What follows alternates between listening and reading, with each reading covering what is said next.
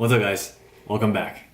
I know it's not the end of the week. I usually do a video towards the end of the week, but I have some time during the weekday, so I thought I'd share some of the fun stuff that's been happening at my internship.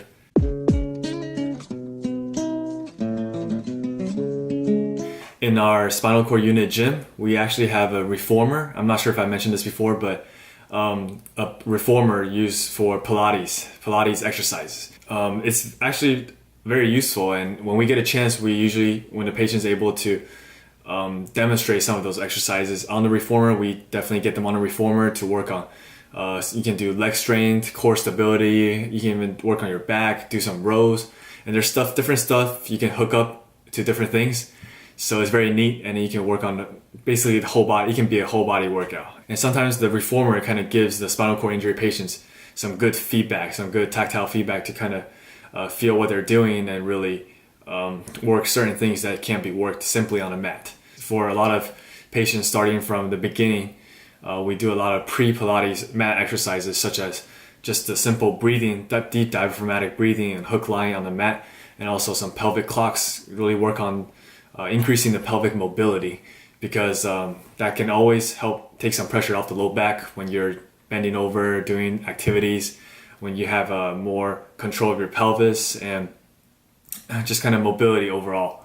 And also there's different positionings like quadruped, prone, developmental positionings to work on different core stability, to work the overall spinal stabilization, so strengthen the core, strengthen the extensor muscles in the back and everything. So it's been really good being able to learn some the stuff about Pilates and also kind of implementing them on our patients. So last weekend, I actually participated in an adaptive beach day, and this is basically an event held twice a month. It's started by I think a foundation to help with people with disability to kind of reintegrate back into the community, such as a beach, so they can experience more of a social life and really just see other people, and also be in a different environment, to be outside and just really up their mood. So we had two people from our hospital that participated, and I was basically there to help with some transfers. So they transfer from their wheelchair or power wheelchair into like a floating wheelchair, water wheels, so they can be pushed into the waters on the beach. For the people that are ambulatory, we gate train them on the sand, uneven surface, up and down the hills a little bit, so just some extra therapy while we're having fun.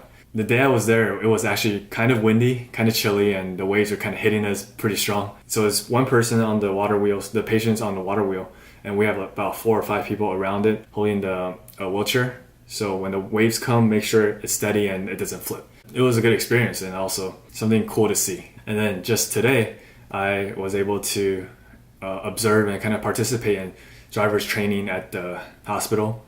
And my CI is the driver's training therapist specialist. So he assesses people to see if they're eligible to drive again using any adaptive equipment they need or any hand control for driving.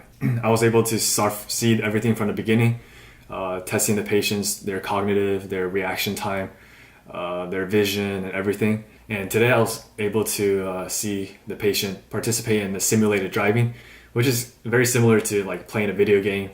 You have a screens in front of you and then the controls with the handles. It's something they have to get used to. So he was practicing for the second day today. So brake, you would push forward, and then to push down, that would be the gas pedal.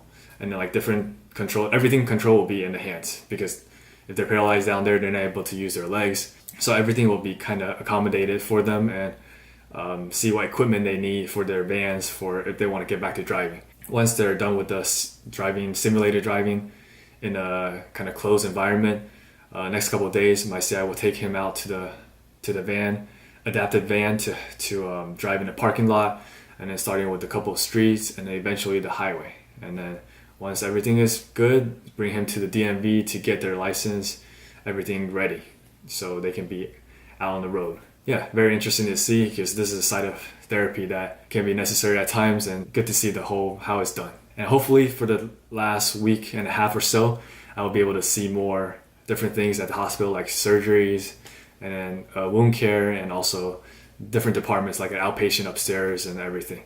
So I'll definitely wrap it up for you guys next week. Give it a thumbs up if you guys enjoyed it, and thanks for watching.